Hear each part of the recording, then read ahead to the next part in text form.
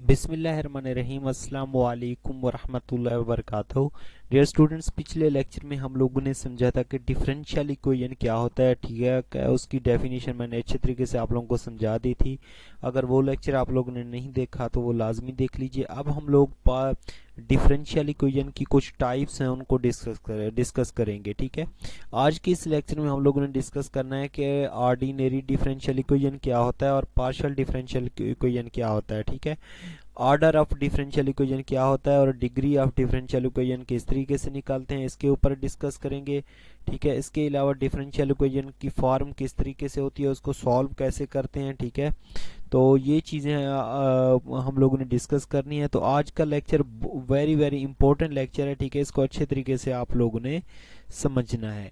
ठीक है, तो सबसे पहले अब हम लोग बात करते हैं कि ऑर्डिनरी डिफरेंशियल इक्वेशन क्या होती है। ठीक है, और पार्शियल डिफरेंशियल इक्वेशन क्या होती है, इसका जो डिफरेंस है वो उसको हम लोग अच्छे तरीके से समझते हैं।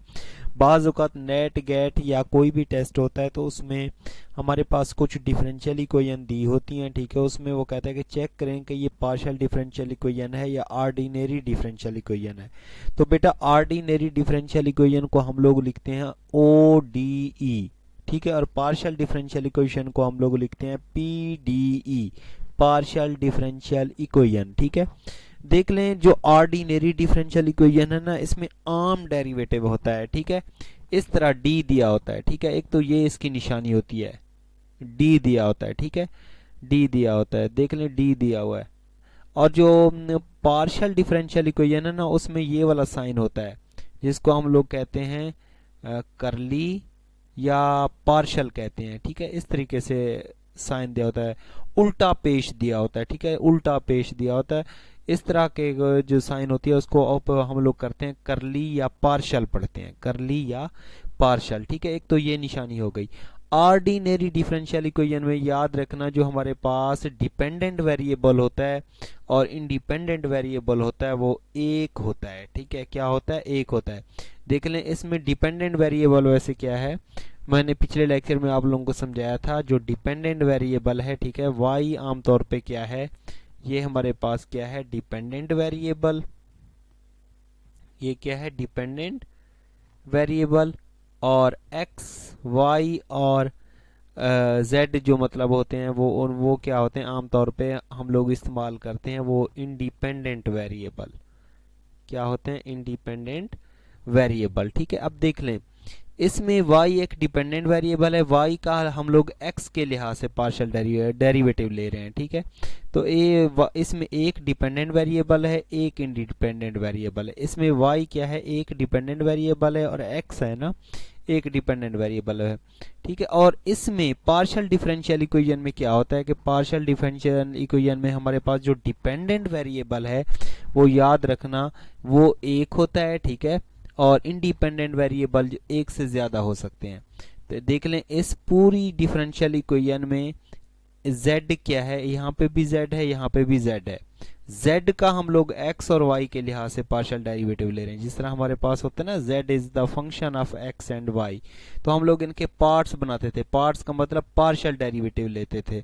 ठीक है, तो z एक फंक्शन है। ठीक है, ठीक है, z एक फंक्शन है, के मतलब एक डिपेंडेंट वेरिएबल है, फंक्शन का मतलब एक डिपेंडेंट वेरिएबल है, और इस फंक्शन का x के और y के लिहाज से हम लोग पार्शियल डेरिवेटिव ले रहे हैं। तो ये x और y क्या होंगे, इंडिपेंडेंट वेरिएबल होंगे। एक डिपेंडेंट वेरिएबल है और एक से ज्यादा इंडिपेंडेंट वेरिएबल है। u देख लें, एक डिपेंडेंट वेरिएबल है और इंडिपेंडेंट वेरिएबल यहाँ पे तीन है, x y z। ठीक है, और यहाँ पे एक डिपेंडेंट वेरिएबल है और दो इंडिपेंडेंट वेरिएबल हैं। तो इस तरह का जो डिफरेंस होता है उसको हम लोग कहते हैं पार्शियल डिफरेंशियल इक्वेशन। इस तरह की जो डिफरेंशियल इक्वेशन होती है उसको क्या कहते हैं हम लोग, पार्शियल डिफरेंशियल इक्वेशन कहते हैं। ठीक है, अब हम लोग बात करते हैं कि ऑर्डर ऑफ डिफरेंशियल इक्वेशन क्या होता है और डिग्री ऑफ डिफरेंशियल इक्वेशन क्या होता है, उसके ऊपर डिस्कस करते हैं। ठीक है, ऑर्डर ऑफ डिफरेंशियल इक्वेशन। ठीक है, अब बात करते हैं ऑर्डर ऑफ डिफरेंशियल इक्वेशन और डिग्री ऑफ डिफरेंशियल इक्वेशन। ठीक है, याद रखना ऑर्डर ऑफ डिफरेंशियल इक्वेशन क्या होती है। डिफरेंशियल इक्वेशन के अंदर जो हाईएस्ट डेरिवेटिव होता है उसको हम लोग क्या कहते हैं, ऑर्डर ऑफ डिफरेंशियल इक्वेशन कहते हैं। ठीक है, the order of differential equation, यहाँ पे इसकी मैं डेफिनेशन भी लिखवा देता हूं कि the order of differential equation is the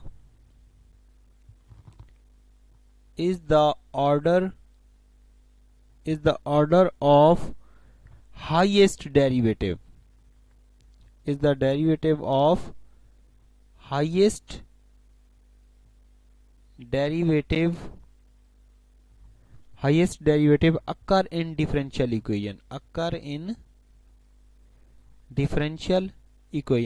मतलब जो डिफरेंशियल इक्वेशन होगी बेटा उसमें जो हाईएस्ट डेरिवेटिव होगा वो ही क्या होगा, उसका ऑर्डर होगा। फॉर एग्जांपल अगर हमारे पास ये इस तरह डिफरेंशियल इक्वेशन दी हुई है dy ओवर dx, ठीक है, plus y cos x is equal to, अगर यहाँ पे दिया हुआ है sin x, तो इसमें देख लें एक डेरिवेटिव है ना, तो इस वजह से इसका ऑर्डर कितना होगा, 1 होगा। इतना इसका ऑर्डर कितना होगा, 1 होगा। ठीक है, इसी तरीके से अगर मैं कोई और एग्जांपल्स लिख लूं, ठीक है, कि हमारे पास अगर इस तरह की डिफरेंशियल इक्वेशन दी हुई है D square Y over D x का square plus X Y D Y over D X इसका होल का स्क्वायर इज इक्वल टू 1। इसमें इस डिफरेंशियल इक्वेशन के अंदर हाईएस्ट डेरिवेटिव कितना है, हाईएस्ट डेरिवेटिव इसका कितना है, यहाँ पे 2 है, मतलब डबल डेरिवेटिव ले रहे हैं। ठीक है, हाईएस्ट डेरिवेटिव इसमें इस इक्वेशन के अंदर कितना है, 2 है, तो इस वजह से इसका जो ऑर्डर है बेटा वो कितना होगा, 2 होगा। ठीक है, फॉर एग्जांपल अगर हमारे पास कोई इस तरह की मसावत दी हुई है डी थ्री की वाई ओवर डी एक्स की power 3 plus 2x D square Y over D x का square plus D Y over D X is equal to, यहाँ पे कोई 2 दिया हुआ है। ठीक है, तो इस इक्वेशन के अंदर देखना है हम लोगों ने हाईएस्ट डेरिवेटिव कितना है। ठीक है, कम से कम डेरिवेटिव 1 है और हाईएस्ट कितना है, 3 है। ठीक है, तो इस वजह से इसका जो बेटा ऑर्डर होगा, ऑर्डर कितना होगा इसका, 3 होगा। ठीक है, तो इस तरीके से हम लोग किसी भी डिफरेंशियल इक्वेशन का ऑर्डर निकालते हैं। ठीक है, अब हम लोग बात करते हैं the degree of differential equation. ठीक है, डिग्री ऑफ डिफरेंशियल इक्वेशन क्या होती है बेटा, power of highest derivative in differential equation, मतलब जो हमारे पास डिफरेंशियल इक्वेशन होगी ना उसकी जो पावर होगी ना, हाईएस्ट जो हमारे पास डिफरेंशियल इक्वेशन होगी और उसका जो हाईएस्ट डेरिवेटिव होगा उसकी जो पावर होगी उसको हम लोग कहेंगे degree of differential equation. For example बेटा अगर हमारे पास ये एक डिफरेंशियल इक्वेशन दी हुई है, ठीक है, इसका हाईएस्ट डेरिवेटिव कितना है, इसका एक ही डेरिवेटिव है और इसकी जो पावर है, पावर कितनी होगी, यहाँ पे 1 होगी, तो इसकी जो डिग्री होगी, ठीक है, डिग्री क्या होगी, यहाँ पे 1 होगी। ठीक है, इसी तरीके से जो हमारे पास दूसरी डिफरेंशियल इक्वेशन दी हुई है, हाईएस्ट डेरिवेटिव इसका कितना है, ये वाला है। ठीक है, और इसकी जो पावर होगी, पावर कितनी होगी, यहाँ पे 1 होगी, तो इसकी भी जो डिग्री है बेटा, डिग्री कितनी होगी, इसकी 1 होगी। ठीक है, थर्ड हमारे पास डिफरेंशियल इक्वेशन दी हुई है, इसका हाईएस्ट डेरिवेटिव कितना है, 3 है। ठीक है, इसकी पावर कितनी होगी, 1 होगी, तो इसका जो इसकी जो डिग्री है बेटा वो किसके बराबर होगी, 1 के बराबर होगी। ठीक है, तो इस तरीके से हम लोग किसी भी डिफरेंशियल इक्वेशन की डिग्री और ऑर्डर फाइंड आउट करते हैं। ठीक है, डिग्री और ऑर्डर फाइंड आउट करते हैं। तो आई थिंक ये अच्छे तरीके से आप लोगों को समझ आ गई होगी। ठीक है, अब हम लोग बात करते हैं कि किसी भी डिफरेंशियल इक्वेशन का सॉल्यूशन कैसे निकालते हैं। ठीक है, कोई भी हमारे पास डिफरेंशियल इक्वेशन दी हुई हो तो उसका सॉल्यूशन कैसे निकालते हैं, इसके ऊपर हम लोग बात करते हैं। तो बेटा सॉल्यूशन ऑफ डिफरेंशियल इक्वेशन क्या होता है कि कोई भी हमारे पास डिफरेंशियल इक्वेशन दी हुई हो, ठीक है, जिस तरह हमारे पास दी हुई है D square Y over D x का स्क्वायर इज इक्वल टू हमारे पास किसके बराबर है, 2 के बराबर। ठीक है, तो डिफरेंशियल इक्वेशन का सॉल्यूशन कैसे करते हैं कि इसके अंदर जो हमारे पास डिपेंडेंट वेरिएबल है ना y, इसके अंदर डिपेंडेंट वेरिएबल क्या है y, वो हम लोग कैलकुलेट करते हैं। क्या करते हैं? y कैलकुलेट करते हैं। ठीक है, तो डिफरेंशियल इक्वेशन को सॉल्व करने के लिए इसके अंदर जो डेरिवेटिव है उसको हम लोग खत्म करते हैं। ठीक है, अब देख लें इसके अंदर डेरिवेटिव कितना हो रहा है, डबल डेरिवेटिव हो रहा है। इसको दो बार डिफरेंशिएट किया गया है इस डिफरेंशियल इक्वेशन को, तो इसको दो दफा हम लोग इंटीग्रेट करेंगे तो डेरिवेटिव क्या हो जाएगा, इसमें से खत्म हो जाएगा। क्योंकि इसके अंदर हम लोगों ने डेरिवेटिव को खत्म करके हम लोगों ने डिपेंडेंट वेरिएबल y की वैल्यू को कैलकुलेट करना है। ठीक है, तो जितनी दफा जितना डेरिवेटिव होगा, हायर डेरिवेटिव होगा, उतनी दफा उसको इंटीग्रेट करेंगे।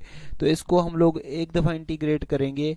ठीक है, एक दफा इंटीग्रेट करेंगे तो एक डेरिवेटिव खत्म हो जाएगा। ठीक है, इंटीग्रेट बोथ साइड, तो ये आ जाएगा। क्योंकि डेरिवेटिव और इंटीग्रेशन एक दूसरे के उलट होते हैं, तो यहाँ पे एक डेरिवेटिव खत्म हो जाएगा, dy ओवर dx, यहाँ पे आ जाएगा 2x प्लस सी, कोई कांस्टेंट ऑफ इंटीग्रेशन आ जाएगा। ठीक है, अगेन इसको इंटीग्रेट करेंगे, अगेन इंटीग्रेट करेंगे तो यहाँ पे y आ जाएगा, ये आ जाएगा 2x square over 2 plus c x plus कोई b कांस्टेंट आ जाएगा। ठीक है, तो 2 से 2 का खत्म हो जाएगा, y इज इक्वल टू आ जाएगा x square plus c x plus b। ठीक है, और यहाँ पे c और b क्या होंगे, c और b बेटा हमारे पास होंगे कोई कांस्टेंट ऑफ इंटीग्रेशन होंगे। ठीक है, क्या होंगे ये, कांस्टेंट ऑफ इंटीग्रेशन। ठीक है, ये क्या होंगे, कांस्टेंट ऑफ कोई इंटीग्रेशन होंगे। ठीक है, तो इस तरीके से हम लोग किसी भी डिफरेंशियल इक्वेशन का सॉल्यूशन निकालते हैं। फॉर्मेशन ऑफ डिफरेंशियल इक्वेशन बेटा क्या होता है कि हमारे पास कोई भी फंक्शन दिया हुआ हो, फॉर एग्जांपल अगर हमारे पास ये फंक्शन दिया हुआ है y is equal to x square plus c x plus c1x plus c2। ठीक है, इस तरह का कोई भी हमारे पास फंक्शन दिया हुआ है, फॉर एग्जांपल अगर हमारे पास कोई फंक्शन इस टाइप का दिया हुआ हो, तो मतलब अगर ये प्लस के है ना, इधर आ जाएंगे तो इसको 1 का नाम दे दें। ठीक है, इधर आ जाएंगे तो ये किस तरह का हो जाएगा, y minus x square minus c one x minus c two is equal to किसके हो जाएगा, इक्वल टू 0 के बराबर हो जाएगा। मतलब ये कि हमारे पास जो फंक्शन है, ठीक है, y minus x square minus c one x minus c two is equal to किसके, 0 के। ठीक है, तो इस तरह का हमारे पास कोई फंक्शन दिया हुआ है जिसके अंदर वेरिएबल भी हैं और क्या है, इसमें कांस्टेंट भी हैं। ठीक है, तो इसकी हम लोग डिफरेंशियल इक्वेशन कैसे बनाएंगे, फॉर्मेशन ऑफ डिफरेंशियल इक्वेशन, इस फंक्शन की डिफरेंशियल इक्वेशन कैसे बनाएंगे। देखें, इसके अंदर हम लोगों ने देखना है कि आर्बिट्रेरी कांस्टेंट कितने हैं। यहाँ पे दो आर्बिट्रेरी कांस्टेंट हैं, C1 और C2, दो आर्बिट्रेरी कांस्टेंट हैं। तो इस इक्वेशन को हम लोग डिफरेंशियल इक्वेशन बनाने के लिए दो दफा इसको डिफरेंशिएट कर लेंगे। ठीक है, तो यहाँ पे लिखेंगे differentiate equation 1 with respect to x, तो ये आ जाएगा dy ओवर dx। ठीक है, x स्क्वायर का डेरिवेटिव कितना हो जाएगा, 2x प्लस c1x का डेरिवेटिव 1 कांस्टेंट c2 का 0 हो जाएगा। ठीक है, अब इसका ये हमारे पास इसका रिजल्ट आ जाएगा dy over dx is equal to 2x plus c1। ठीक है, इसको अगेन डिफरेंशिएट करेंगे, अगेन डिफरेंशिएट करेंगे। ठीक है, तो ये आ जाएगा d square Y over D x का स्क्वायर इज इक्वल 2x का डेरिवेटिव 1 कांस्टेंट का 0, तो ये हमारे पास कितना आ जाएगा, 2 आ जाएगा। तो इस तरीके से हम लोग किसी भी जो हमारे पास कोई फंक्शन दिया हुआ तो उसको की डिफरेंशियल इक्वेशन बनाते हैं। ठीक है, अब देखें अगर हमारे पास कोई डिफरेंशियल इक्वेशन हो तो डिफरेंशियल इक्वेशन में से हम लोगों ने कोई फंक्शन निकालना तो ऐसे निकालते हैं, और जितने उसके अंदर कांस्टेंट होंगे उस उतना बार उसका डेरिवेटिव लेके हम लोग डिफरेंशियल इक्वेशन बना सकते हैं।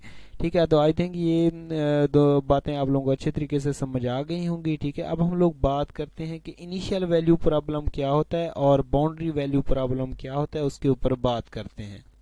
तो स्टूडेंट, इनिशियल वैल्यू प्रॉब्लम और बाउंड्री वैल्यू प्रॉब्लम को समझना बिल्कुल ही आसान है। मैं आप लोगों को एक एग्जांपल देता हूँ, इंशाल्लाह ताला समझ आ जाएगी। ठीक है,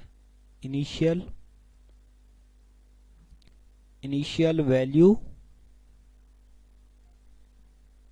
प्रॉब्लम। ठीक है, डिफरेंशियल इक्वेशन के अंदर इनिशियल वैल्यू प्रॉब्लम क्या होता है और बाउंड्री वैल्यू प्रॉब्लम क्या होता है, इसको डिस्कस करते हैं। बाउंड्री वैल्यू प्रॉब्लम, ठीक है। देखें बेटा, किसी भी डिफरेंशियल इक्वेशन को सॉल्व करते हैं तो हमारे पास कुछ इस किस्म का रिजल्ट आ जाता है, ठीक है। ए एक्स का स्क्वायर प्लस बी एक्स, ए एक्स का स्क्वायर प्लस बी एक्स, इस तरह का कोई रिजल्ट आ जाता है, ठीक है। तो इनिशियल वैल्यू प्रॉब्लम में क्या होता है, जब हमारे पास कोई फंक्शन आ जाता है ना, तो उसको हम लोग क्या करते हैं, जो फंक्शन आता है उसके अंदर वेरिएबल भी होते हैं और आर्बिट्रेरी कांस्टेंट भी होते हैं। तो उसमें हमारे पास कुछ कंडीशन दी होती हैं, ठीक है। कंडीशन किस टाइप की होती हैं, या तो हमारे पास इस टाइप की होती हैं, जिस तरह है y x not is equal to, यहाँ पे लिखा हुआ है वाई नॉट, ठीक है। और वाई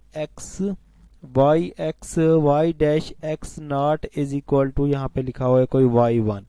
मिसाल इनिशियल वैल्यू प्रॉब्लम किस टाइप का प्रॉब्लम होता है, मतलब देख लें जो हमारे पास ये वाली ब्रैकेट वाली वैल्यू हैं ये एक जैसी होती हैं, यहाँ पे राइट हैंड साइड पे जो हमारे पास वैल्यू होती हैं वो कुछ थोड़ी सी चेंज होती हैं।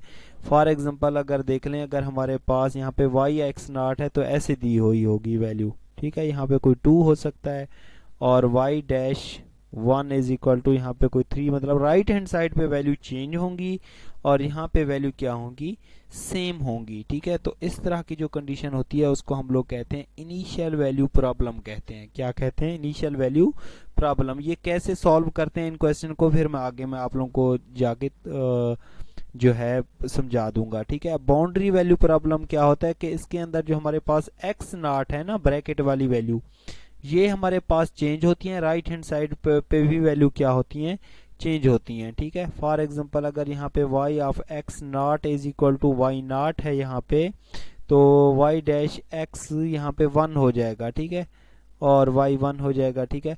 मिसाल के तौर पर पहले x की वैल्यू यहाँ पे एक जैसी थी ब्रैकेट के अंदर, और यहाँ पे हमारे पास जो x की वैल्यू है वो कुछ चेंज हो सकती हैं, ठीक है। यहाँ पे 2 है तो y dash 2 is equal to यहाँ पे कोई 3 हो जाएगा, मतलब x की वैल्यू चेंज हो जाएंगी, ब्रैकेट वाली वैल्यू चेंज हो जाएंगी। तो इस तरह का जो प्रॉब्लम होता है उसको हम लोग कहते हैं बाउंड्री वैल्यू प्रॉब्लम कहते हैं, ठीक है। तो इंशाल्लाह नेक्स्ट लेक्चर में हम लोग क्या करेंगे कि जो हमारे पास अगर कोई भी फंक्शन दिया हो उसकी डिफरेंशियल इक्वेशन कैसे बनाते हैं, इंशाल्लाह इस लेक्चर को डिस्कस करेंगे।